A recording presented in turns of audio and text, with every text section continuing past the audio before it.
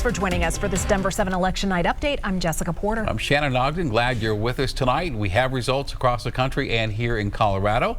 Let's get to them. The race for president here in Colorado has been called for Kamala Harris, 55.9% of the vote. Donald Trump with 42%. That's right. The 4th Congressional District out on Colorado's Eastern Plain. Lauren Boebert, who moved to that district to run in this race, has been declared the winner here, beating Tricia Calvarese.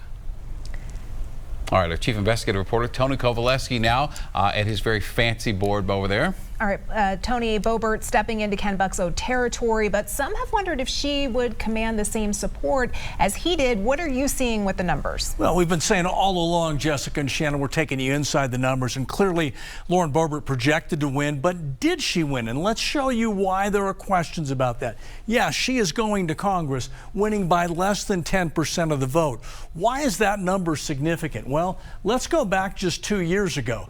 Ken Buck won by 24% in that very same district. So insiders saying this win by Boebert can possibly make her vulnerable in 2 years, because as they look at coming back, they can say that number's not as big as it could have been, and she may be vulnerable. Also want to take you guys inside some of the national numbers and give you the latest on what we're seeing on the electoral map. You were talking about the overall numbers. Here's the electoral map, and what we see right now, Donald Trump with a 195 to 91 lead, needing 75 more votes. But when you look at this whole map and you see what's here on yellow, those are the key states. Those are the states that are going to decide this.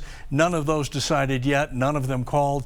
California not in. And when you talk about the overall vote, that's going to significantly change those numbers. So we're watching both the electoral map and taking you inside the numbers in Colorado that are fascinating.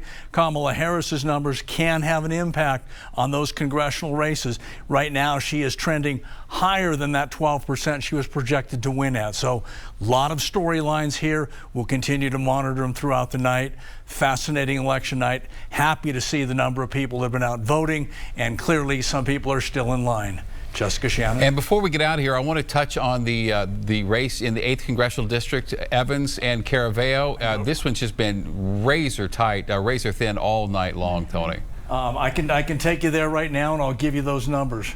And it is, yes, less than 2 percentage points, 4,200 votes separating them. Interesting to see 228,000 votes cast already, 66%. When you go back perspective-wise, 2 years ago, overall, when all votes were counted, it was only 236,000. So a higher voter turnout in CD8 going to make a difference there. Very close. Everybody says we're probably not going to have this one decided tonight. Stay tuned. All right, quick work on that board, Tony. Thank you. Keep a close eye on it. Great work, Tony. That's going to do it for this Denver 7 News update, but we've got plenty more election coverage in just a few minutes over on Local 3. That's right. We'll also be streaming on all of our platforms at 9 and 10.